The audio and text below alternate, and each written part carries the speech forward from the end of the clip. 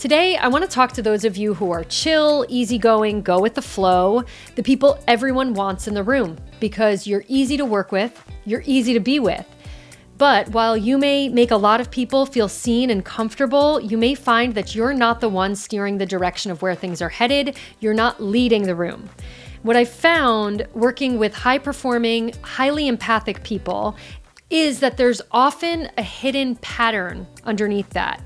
A quiet habit of deferring choice, deferring preference in favor of the people and the dynamics that are at play. And so what I want to do is share with you the work that I do with exceptionally talented people who still struggle to assert preferences so that we can move from relying on an easygoing personality to carry the room and keep the peace, and instead do the work that allows you to tap into what truly makes you magnetic, your preferences, your taste. And the best part is, it's more efficient. You stop overcompensating for dynamics that aren't yours to carry. Welcome to Read the Room. I'm Mary Falkenstern. Let's begin. All right. Well, deferring. What is deferring? It's so simple. It's just giving over your choice to someone else. And now when you hear that, you might go, I'm not doing that. But if you are often saying things like either way, or it doesn't matter to me, or whatever you want, then you're deferring. Now, deferring isn't bad. We don't have to have a strong opinion on everything, but it becomes a problem when we're deferring on things that are actually important to us, deferring so often that we're actually weakening the ability to assert, or to the point that you may even feel like you don't have preferences anymore around a certain area of your life. So what I want to shift here is that not having a preference is a preference. And so the question is, are you making a choice that is aligned with your values and aligned with your purpose and leading to fulfillment? And that if you're not, then you have agency in this. Is this what we're going to uncover? Because at this point is when people start to get self-judgmental, feeling like they're weak or a pushover because they have this habit of deferring, but that is not accurate, okay? So I want to share with you that deferring is actually often a signal of a highly intelligent, socially attuned brain. Further, the irony here is that people that say that they don't care are often the people that care the deepest. They just don't care about being the decision maker. They care about making sure that all the dynamics at play are healthy and that everybody feels good and is comfortable. These are wonderful things, right? But highly empathic people are at risk, I think more so than others, for getting hijacked neurologically by our tendency or our programming to fear social judgment. So let me explain what I mean by that. Well, humans are biologically programmed to fear social rejection. It's part of our survival.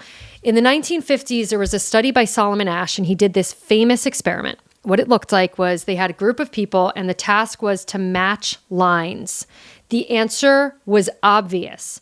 But what the participants didn't know was that everybody else in the room was instructed to give the wrong answer. And what they found was that 75% of people conformed to the wrong answer. Some people said they didn't trust what their eyes were seeing. Other people said that they knew, but they conformed anyway.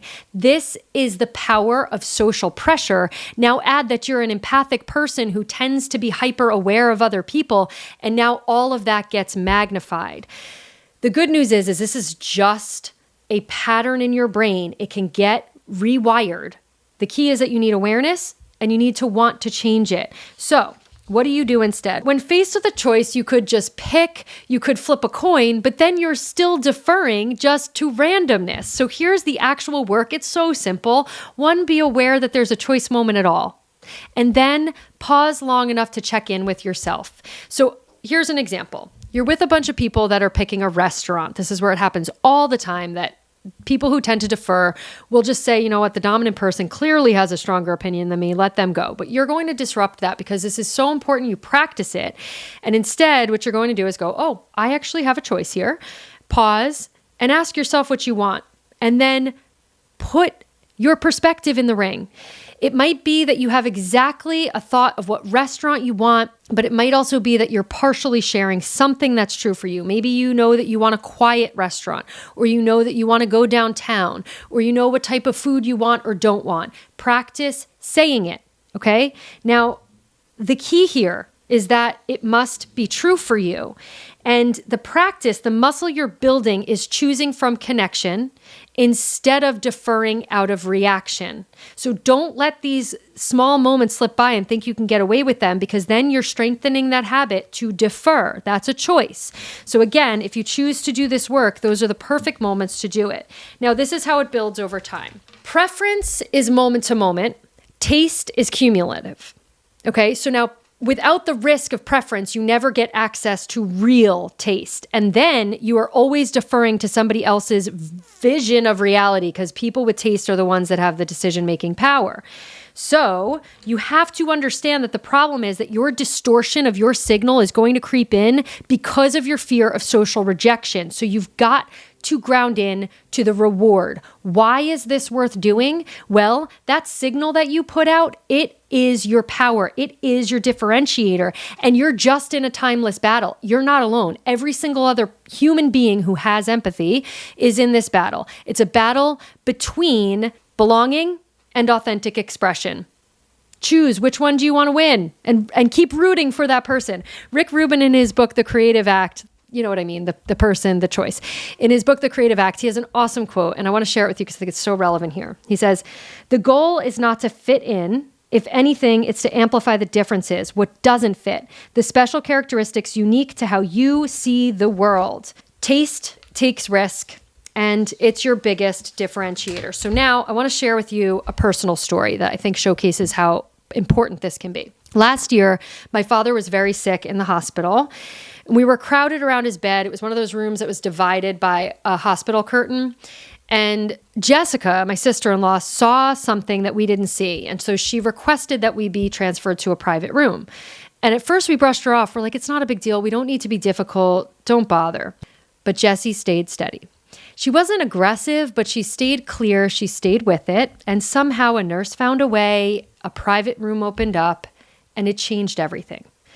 Those were my dad's final hours. And it was so sacred because of her standing up for that preference. We had this moment in that room that we would not have had she not seen it and then done something about it. This wasn't an obvious choice moment, right? Nobody came to her and said, would you like this or that? She saw possibility because she's in the practice of voicing preference. And then she had the ability to make that a reality. That's influence. Okay, so here's the thing. This work of voicing preferences, it's not reserved for boardroom decisions or PowerPoint presentations or moments of professional persuasion. I mean, I think we can all kind of sense that more and more and more. Yes, you can work on those skills, but my goodness, if you are not coming from a place, a signal that is true for you, then the influence you're having is in service to somebody else's voice. Do you get that? To me, that's just like, oh, okay. So whatever social fear there is, whatever opinion you have of yourself for however many years you've been deferring certain things, just drop it and start to drop into that unique voice that you have, because also the people who you defer power to, they don't always deserve it. This is very important work. So if you want to deepen this work, I have a piece on divergent thinking that really goes through how to stay open while also being decisive, which I think is really important for empathic people who really want that connection. So you don't have to be overly decisive, but we've got to have that openness and the ability to put our voices out there even when there is risk. If you resonated with this, please like, comment, subscribe. It matters more than you know. I'm so happy you're here. Until next time, stay true to yourself.